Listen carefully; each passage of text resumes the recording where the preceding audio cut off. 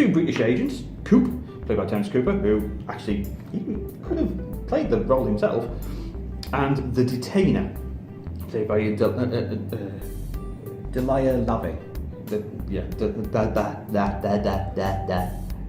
Start that one again.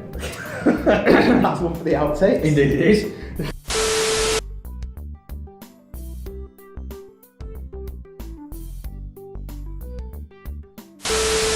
Feldman wanted a whopping 75% of the profits. Fieldman wanted a what cut? I'm going to tell you my plan, and then I'm going to leave you alone and just assume that everything's going to be okay. I have a gun in my room right now. Sorry, off track. Off track, massively off track. Cut. So anyway, 6 James Bonds at once? Will that get rather confusing, sir? Yes, it will. It would be like calling myself Big Daddy D, and you being Big Daddy D. So there's 2 Big Daddy Ds now. I get what there isn't really, by the way. There is only one, thankfully. I can understand. Yes, it's confusing for the enemy, but will that also get confusing for the audience as well? And for yes. And for 2 guys in their 30s trying to review the film many years later. Yes. And trying to escape down a sewer that apparently has Tom Jones's backing singers living down there. What's new, pussycat? Whoa, whoa, whoa. No, not there. Okay. I'm sorry I'll be late for dinner, darling. War just broke out. This is also a section where racing driver Sterling Moss makes a cameo appearance because why the hell not every other famous person from the 1960s has appeared in this bloody film already. Breathe. Thank you. Oh, no. The Schiffer is going to torture Bond by way of him tripping absolute balls.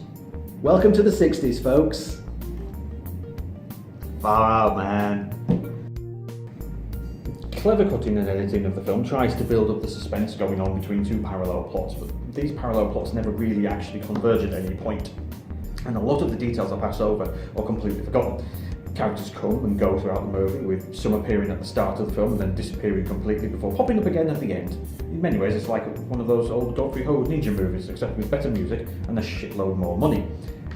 You must use the Chinese against the Chinese. You're playing the game of death. It takes a ninja to trap a ninja. What's a ninja? Yet. Nothing, it's only a fairy tale. Ninjas.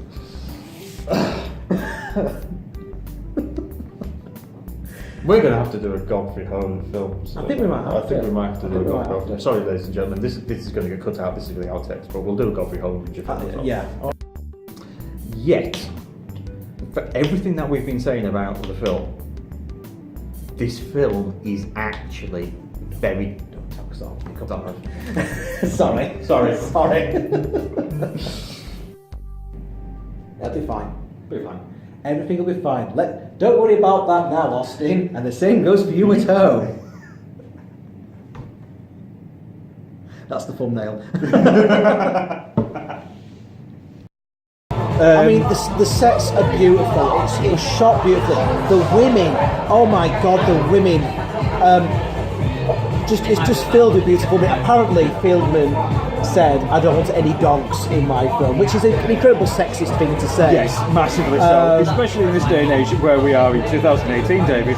Yes, and we do not say such things. We do not say things about women like that. But it's an awful thing to say. Every single woman that you see in the film is beautiful, absolutely stunning. It's like someone encapsulated the 60s. With it. Actually, you've probably hit the nail right on the head there. It encapsulates the 60s.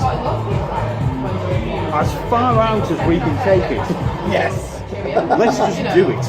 And if you think about it, if this wasn't a James Bond film, if James Bond wasn't attached to this movie in any way, shape or form, would this actually feel out of place with some of the other spy sort of TV series and films that were out at that time? I'm not talking about sort of the gritty realism of something like the Ipcress file, which is obviously the anti-Bond. That spy's done realistically in inverted commas. In many respects, also it's at this time in the 1960s that we first introduced to Callum with Edward Woodward. That's the gritty end of the end of the spectrum. That was in the TV, but there was a Callum film in the early 70s, which was a remake of the original sort of TV episode. But if Bond had been taken out of that equation, would it feel out of place with something like The Man from U.N.C.L.E.? Would it feel out of place with something like The Avengers? And when I say The Avengers, I mean the proper Avengers. And appeal everybody. And John Steed. Not these Johnny Come Latelys from the colonies. I'm talking about the proper ones. Oh yes. Yes, naturally, of course.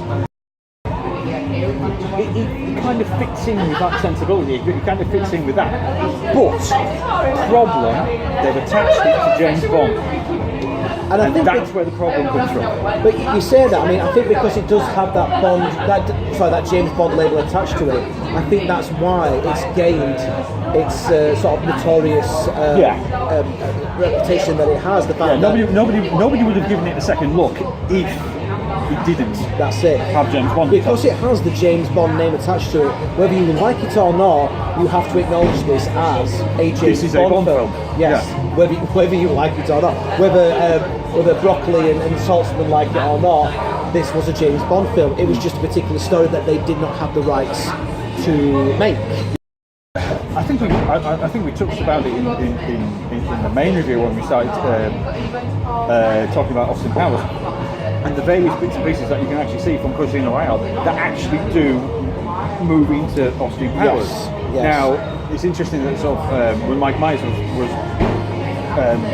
sort of doing the press junkets and what have you, he was mentioning sort of things like Fleet, Man Fleet, which is kind of like the American version of that. And they're really, really good films. They're definitely tongue-in-cheek. But interestingly enough, that's probably actually a better example of the spoof spy genre because it's one consistent storyline, one consistent gag, one consistent, through all that. And also you've got James Coburn in there as playing Flint, who was a genuinely great actor at the time as well. It is a strange one. It's definitely entertaining. Oh, I mean, absolutely. It's but with massive caveats attached to it. I liked this film, but asterisk. I can't see anybody going back and doing some sort of massively great 4K restoration of this film because quite frankly nobody will probably buy the bloody film. The demand's not there. It's not there. It really, really isn't. And again, you mentioned Casino Royale. The first thing that people think of is the Daniel Craig film. Yeah. They did their best to try and remove this film from people's memories, from existence. But the fact is, it's still hanging there. It is still there. Like an unwanted zit. What a wonderful analogy that is. Like a toenail or some surprising hair. It's there. I really can't think of anything else to say about that. But it's their Bond franchise, and whether you like it or not, it always will be. You watching this? You. Hey, bloody hell! We just went into 3D. We did. Although, if you want us to do some sort of review that basically slates the Matrix sequels, we're always up for that. No, that involves watching them again. And as far as I'm concerned, the Matrix finished when Neo put the phone down and flew off. That's how the Matrix finished. To be honest with you, the Matrix finished with Neo putting the phone down. The flying off bit was no. What? Puts the phone down, fade to black. Yeah, pretty much. That's how it should have ended. You know what? That's how it should have ended. What in that cinema set? What if in Toy Story 3, when they're all heading towards the furnace and they all hold hands? They all melted. What if it faded to black at that point? Roll credits. To be honest with you, I probably would have broken down. To be fair, because I'm still traumatized by that film. Toy Story 3 destroyed me, built me back up, and then destroyed me again. Yes.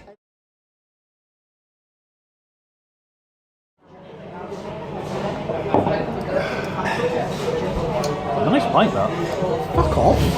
Trying to have a pint in peace here. What? Why are you still here? Why are you still here? It's over. Go. What are you waiting for? Samuel L. Jackson in a leather jacket to turn up? No. Fuck off. No, it's not happening. It's not happening.